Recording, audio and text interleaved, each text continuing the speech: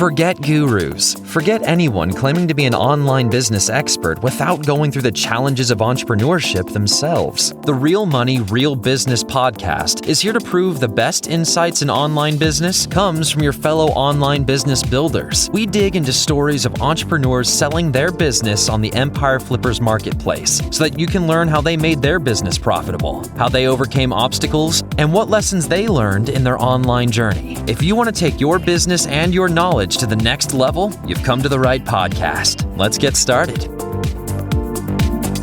Hello everyone, Craig here with another great business to discuss in this episode of the Real Money, Real Business podcast. Today's guest is Joshua and he's selling his subscription and dropshipping business on the Empire Flippers marketplace. So welcome to the show, Joshua. How are you doing today? I'm doing really well, Craig. How are you? Doing fantastic, thank you for asking, and I'm looking forward to talking more about your business. But before we dive in, let's go over a brief summary of the business. It's a subscription and dropshipping business in the art niche created in January 2018. The average monthly revenue for the business is $169,084, and it makes an average of $44,716 net profit each month. For everyone listening, you can visit empireflippers.com/marketplace and search for listing 48901 to learn more about the business, or you can unlock this listing to start your due diligence if you're interested in purchasing this asset. So now that I've given a general overview of the business, let's have a look at what's included in the sale. We have 3 domains including all site content and files, an email list with 42,000 subscribers, 2 trademarks, social media accounts, a Facebook page, 5 Facebook groups, and an Instagram account, SOPs, supplier contracts and relationships, and employee contracts. Okay, Joshua, now let's hear from you. Can you tell us a little about your background in building and running online businesses? Sure. It's not necessarily the typical pathway. I know a lot of individuals out there, have moved from e-commerce to e-commerce. I started off as a digital project manager. So I was responsible for building e-commerce and, a lot of CMS websites, and ultimately went from doing small to medium businesses to working on large-scale enterprise multi-million-dollar solutions and integration projects. So my background really was, that platform and that development side, and also have a business partner who's been essential in the success of this business, robust marketing background. So it just so happened that bringing our skills together, mine with, a good thorough understanding of online and how to actually build and how to launch, and my business partner's marketing experience. Yeah. Okay, and how did you come up with the idea to start this business in particular? I was working corporate life, 12, 14-hour days a lot of the time, lots and lots of pressure, and my business partner was in between jobs. So I one day said, look, why don't we starting a business and doing e-commerce? I can have a website up in a day. That's how confident I was in my web skills. But, it actually took hold, and we did a lot of research. And, a few years ago, the concept of drop shipping, it wasn't really in the mindset, in the public awareness. There were some pretty robust influencers online, talking about, hey, look, here's this whole new business model. So for us, it was attractive because, it allowed us to get an entry point.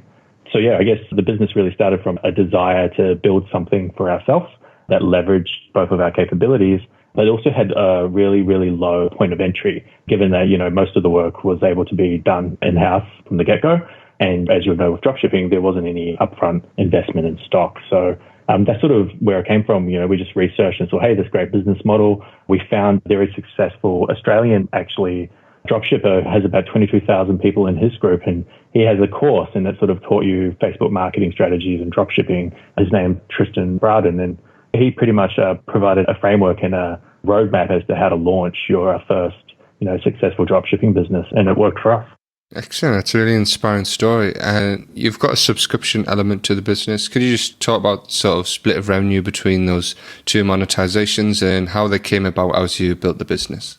Yeah, look, I think that's a really good question, Craig, because whilst the business may have started as that, I don't want to diminish it, we very quickly matured it, but find a product, sell it into something more long-term with a brand. And I guess when it comes to subscription, I identified quite early on that the audience is really hungry for our product range. They need to have a consistent stream of new projects in the arts and crafts world. You complete a project, it's done. What's next? So it's almost like an addiction. They want more and more and more. And I identified, obviously, that you can't always rely just on Facebook marketing and Google ads. Otherwise, you're going to have this up and down, it's all based on the success of the campaign. So I floated the idea of creating a subscription product early in 2019. It took us a little bit to develop, but that now is responsible for about 85% of our revenue. So we're definitely not really focused so much on a pure dropshipping method as we are now the subscription box, which is, very reliable, strong numbers. It has the renewals, and it's also very attractive. Like the boxes that members receive are so full of value and great surprises. Like there's a surprise element to each box. It really generates a lot of excitement in our audience. So yeah, it's always good to have a desirable product that people really want, because then you get that recurring sort of custom. So is there a way you sort of nurture that audience to keep them in touch with your brand? Absolutely. I mean, you mentioned the 44,000 email subscribers. I think it's important to note that these are all qualified in niche. In fact, the majority of them are at least customers from the dropshipping store, and many of them have, converted over to being subscribers in the subscription box. The Facebook groups, that has been very key. So we have, real-time interaction for our Facebook groups.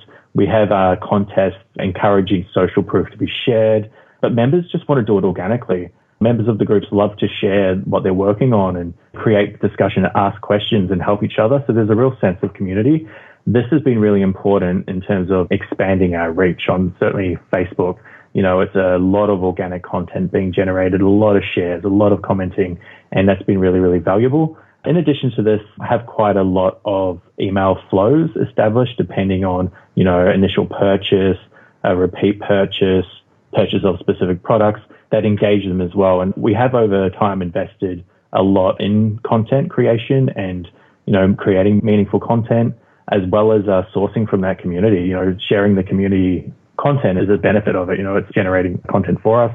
Others like to see it. And we have also worked a bit with Facebook Messenger marketing. So we've got a list of 14,000 bot subscribers, and we had successful flows and content that was quite engaging that, definitely resulted in some really identifiable ROIs as well. So yeah, that's how we sort of engage. I even sometimes jump into the group and like and answer a question even just to, be able to touch base with the community. And it's also been a really good way of identifying new opportunities, trends, and gaining feedback on how we can improve the product. Absolutely, yeah. Sounds like you've got a really solid brand built up here. So how come was it that you chose this niche in particular? Now that having been in the niche, for a number of years, one of the things that I've really enjoyed about it is the joy it brings to others. We have stories shared by members of our groups around how working on our products has helped them with their depression, with their anxiety, to quit smoking, to move forward after the loss of a loved one. There's so many stories of joy, connection with others, people bonding, over working on these projects together. We had a beautiful story of a mother with an autistic son who, was really struggling to have any meaningful time with him and manage stress and life. And she shared with us that, one day he just sat down and started working with her, and, they looked each other in the eyes and there was just a connection. And these stories have sustained me through the years in this niche, because it's not something that I was necessarily, super involved with in the past. One of the realities of, I mentioned earlier how we got into the business and how we launched it was we were testing products. We were finding, our place in the marketplace. And it just so happened that we were able to identify, hey, these products are desirable. We're able to market them well. People want to buy them. And so then we very quickly niched down and, certainly honed in on the arts and crafts market. So that's how we got into that niche. Absolutely. Yeah, that's some inspiring stuff. It's always great to hear customer success stories when you have a business. So it sounds like you've got something really great here. The natural question is, how come you're selling the business at this point? Well, as I mentioned just before, it's not a niche that organically I would have necessarily become involved in. It wasn't aligned with me. I'm a bit of a tech guy and a video gamer, but also I love to get out, mountain bike and explore. So, it's not something that's traditionally connected to my interests. But the reality of it is, as I said, I've got a business partner. We're operating on other sides of the globe now due to COVID. And there's just a lot of pulls on my time. I'm now running a local business here as well in New South Wales. And I value the face-to-face contact as well. The online business has been such a blessing in our lives and provided so much freedom. You can be a true digital nomad and still run this business with the kind of results that we've demonstrated. Had a few years of jumping around Europe and Australia and going to the States and Seychelles and really getting to live that idealistic dream. But at the same time, I also really want to work with people. It's where my passion is. I had a lot of coaching and leadership in my past roles. And so that's something that, as we see the world change, it's something I'm sort of drawn a little bit more to. So it really just comes down to sort of a divergence in life and, an opportunity to pass this over in a great hope and faith and a real strong belief. I know there's so much that can still be done in this business. I really look forward to talking to buyers around the things that they would potentially do as next steps. So many ideas. But for me and where I am and where my business partner is, we've just got other interests and things that we want to achieve now. Absolutely, yeah, that makes a lot of sense. So is there anything you learned from this business that you would apply to future businesses? Certainly, if we were to talk about the e-commerce and marketing, I think it's really important not to get too attached to any product or offer. Accepting failure has also been a real big, challenge. Certainly for someone like myself, I had a successful career in the corporate world before. My business partner also very hardworking and successful, in Europe in his marketing industry. So to be able to accept that not everything you do is always going to work or not necessarily resound well with your audience. I can think of many campaigns we'd invested a lot of time, got excited thinking, yeah, this one's going to really, we're going to have a great month with this campaign and it's going to resonate, only to find that it really didn't affect the performance. That would be a big one that I'll take away. Also, patience with others and with how long things can take for the outcomes that you want to achieve. Certainly something I've learned from here. And this is just the nice, bright, bubbly things, but on a practical level, there's been so much learning every single day. There's new challenges, there's new features, there's enhancements, there's all sorts of things that are happening online, and staying on top of that and really getting involved with it, I think is one of the key ways of staying successful. So yeah, that's what I'll take away. Is keep your knowledge as relevant as you can as well. Absolutely, yeah. Sounds like you've explained the entrepreneurial journey pretty well there. So what about some of those failures? What were some of the things that didn't work out for you when running this business? Oh, really? Yeah, I have to acknowledge some of these failures. Okay, there's been promotions for the subscription box. We've built landing pages and come up with, recorded beautiful stop motion video. In fact, here's a key one. We went to a production house in northern Italy, remote village, beautiful house, somewhere you would never expect to find it, but perfectly fitted out, really high quality professional equipment.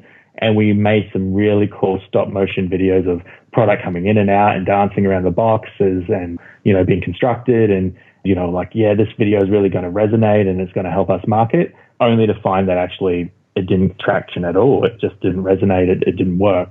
So, that's a really specific example.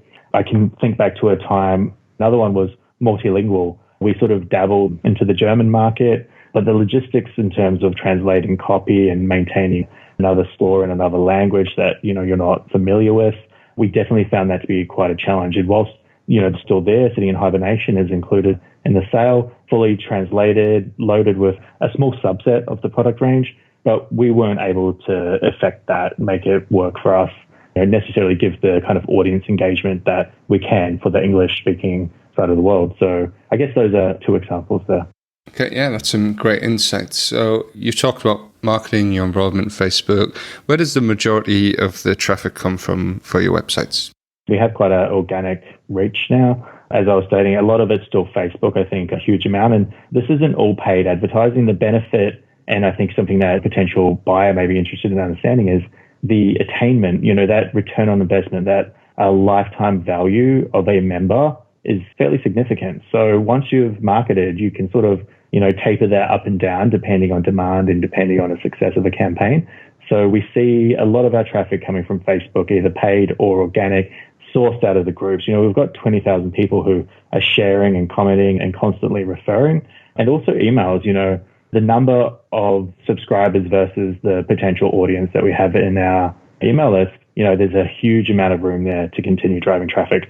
We drive a lot of traffic to the standalone stores via email, but also we have campaigns to convert people who have purchased from us before as a one-off product or, might have been ongoing purchases, converting them into subscription box members as well. And there's still a huge number of these niche qualified known buyers that we believe, the right offer, the right campaign, the right push or approach will convert easily into subscription box members. So I hope that wasn't too long of an answer to a short question, but yeah, primarily Facebook. We do some Google ads as well, but the spend on these things is quite small now compared to the revenue. We've got that flexibility because of renewals, I guess, to really control. We're not driven by we must spend money to make money as much as, we were in the early days. Now we can spend money because we know we're going to get results or we want to try something new. So it's definitely a lot of organic now. Absolutely. That's some great insights. So if you were to keep the business, what are some ways that you would try to grow it?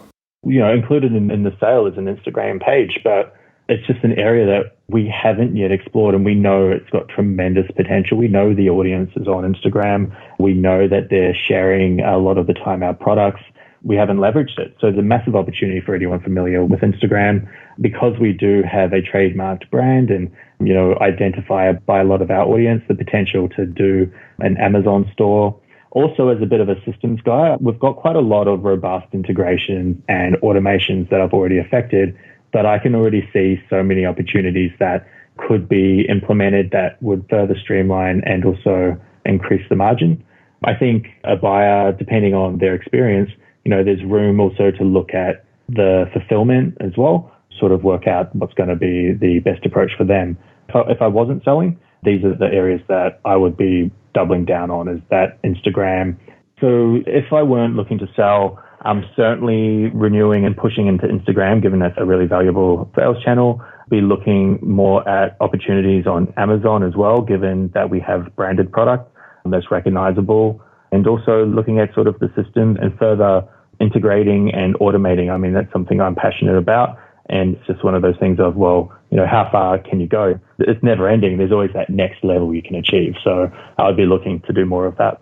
Okay, great stuff. So you mentioned more the systems guy and your business partner is more the marketing guy. Could you just describe what sort of work you both do on this site for maintenance?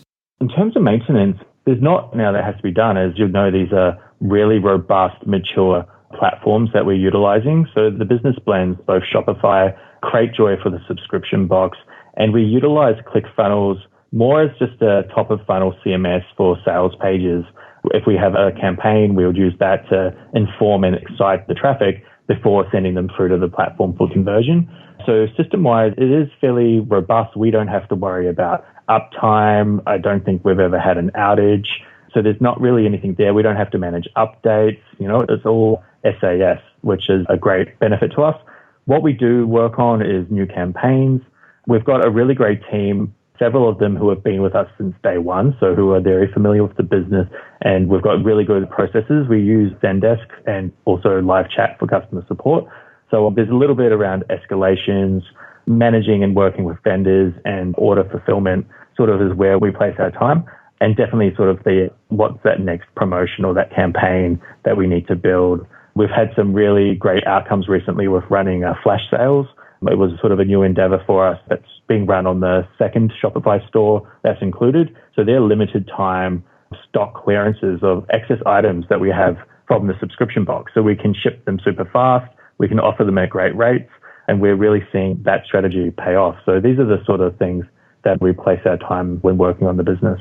Absolutely. The more you talk about the business, the more I'm noticing plenty of growth opportunities and things that you put in place that a potential buyer can build upon. So as for the potential buyer, what skills or requirements do you think there are for someone who is not familiar with this niche or business model? I guess one of the benefits of purchasing this business is the systems are robust. The audience is highly engaged. Acquisition, you just need to maintain and work out what your goals for growth are and work out some strategies. But we don't expect to just day one walk away from a buyer. We've got so much passion still in terms of seeing the business succeed, not necessarily, as I said earlier, being the ones to affect that success, but in my heart, want to see the buyer succeed and double the size of the business. And I believe that's possible. So with my coaching background, my business partners, marketing skills, we're very confident that any of the gaps that the team don't already fulfill. So, keeping in mind here, we mentioned we've got some long-standing team members. We've got well-documented processes. robust systems that run themselves, that don't require technical expertise at all. So the skills that someone would need to have would just being able to communicate online effectively with team members, being able to do a little bit of project management to work out what their objectives are and how they're going to achieve them, a willingness to learn. And I guess a learning for myself was acknowledging that you don't know everything, or, certainly when you're starting out, you might think you know something, but then you find out what you thought you knew was wrong. So being open to different perspectives and just willingness to, I guess, take it on, and would depend on the buyer. I mean, you've mentioned those without a lot of experience, noting that we didn't have e-commerce experience when we started the business. We were able to achieve what we've done simply by hard work initially, passion, following sort of the recommendations and the guidelines of others in the past experiences. And that would be something that anyone without experience will benefit from us. We definitely expect have a degree of coaching during the handover, education around how to and filling any gaps that a buyer would have if they're in that less experienced area. For a mature or savvy buyer who might have a portfolio already, we're very, very focused on the opportunities. And these are the things that you could do next, and, equipping them with really deep insights as well. I feel really comfortable that a new entrant or an existing player would find a transition quite smooth and be well equipped to run the business by the time we're done. Absolutely. Yeah, it's good to know that a buyer has that. They'll have a smooth transition period with all the support you'll give them. But to put you under the spotlight again, what do you think are the biggest risks with this business that a buyer should be aware of? I guess in the global marketplace, there's been a lot of change recently. I mean, how blessed are we to work in digital marketing and the e-commerce, which are growth industries? There's a lot of demand for people to receive product at home. As I noted, the audience for our products, they're so passionate, they're rabid. They want more and more and more. So from a demand side, I don't think that there's any risk whatsoever. It would be a miscalculation or a potential error or, a continuous not understanding, the value that needs to be delivered and maybe not adopting sort of the tone of the brand as well. It's a very engaging brand at this point in time. We very much do right by the customer. I always like to resolve in the customer's favor. Even if you know that a customer may not, revisit us if they're not happy with their experience, which is fortunately a small percent, but, it does happen. If we're not maintaining that trust in the audience and we're not continuing to engage with the community, managing, obviously, the product vendor side. Fortunately, we've also been blessed to have some really strong relationships that we've built over years. These relationships will be transferred over. But, there is a degree of having to sort of adapt to your audience. You can't necessarily always be dictating how things are done as well. So I think a risk is not being flexible, certainly in the early days as a potential buyer takes over the business. Too much change too fast could be a challenge. But I don't see risks, as I said, on the demand side whatsoever. Changes on digital marketing platforms like Facebook and Google, these are happening all the time. They affect any e-commerce. They're one of those things that we say it's outside of our control. So what we can't control, we just have to respond to correctly. And we have the benefit of renewals and membership base. So, that revenue stream is a large percentage of that revenue number is renewals. It's locked in month to month. That you can go to sleep today and wake up tomorrow and it's still going to be there.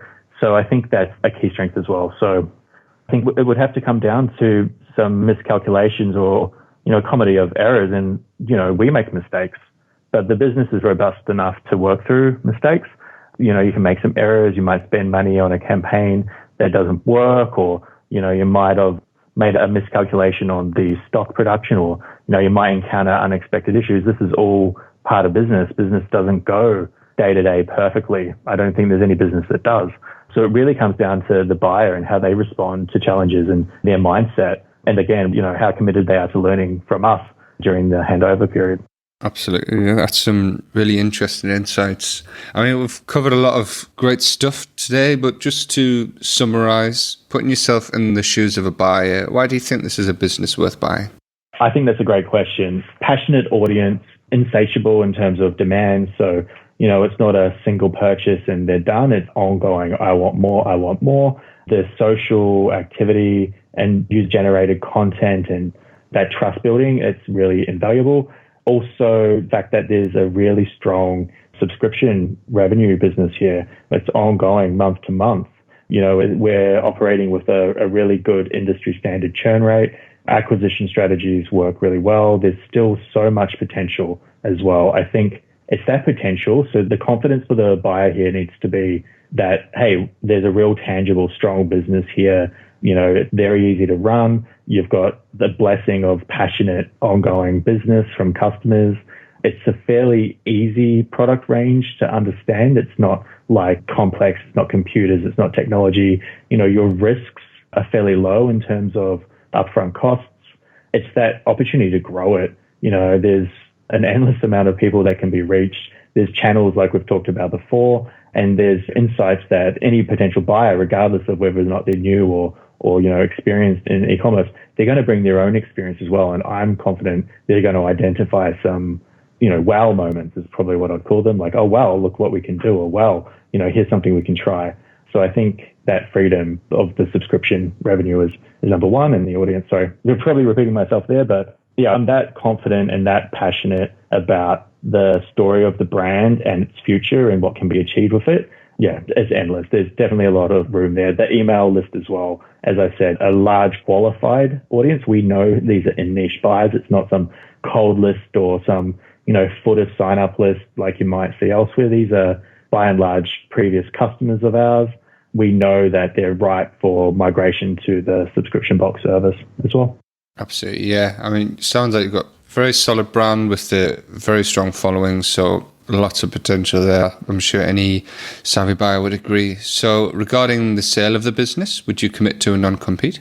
Absolutely. We think it just makes sense. We're not here to disadvantage anyone. I mean, there's a big trust and, relational element to a sale. This is a baby that was born through hard work and been nurtured and grown, and we want to equip the buyer to be able to continue to do that. So a non-compete in the niche makes sense to us. We definitely are happy to sign one. Excellent. And how much support are you willing to offer buyers? Are you going for the standard 30 days of email and Skype support? We're a little bit more flexible in terms of the support. It really depends on the buyer's needs. So we'll talk about it obviously during initial discussions, but I don't say things I don't mean. And hopefully it comes across that, I believe strongly in the future potential, and I'm willing to commit time. My business partner is willing to commit time to ensure that the buyer who eventually has the business is equipped to continue operating it and look towards the future.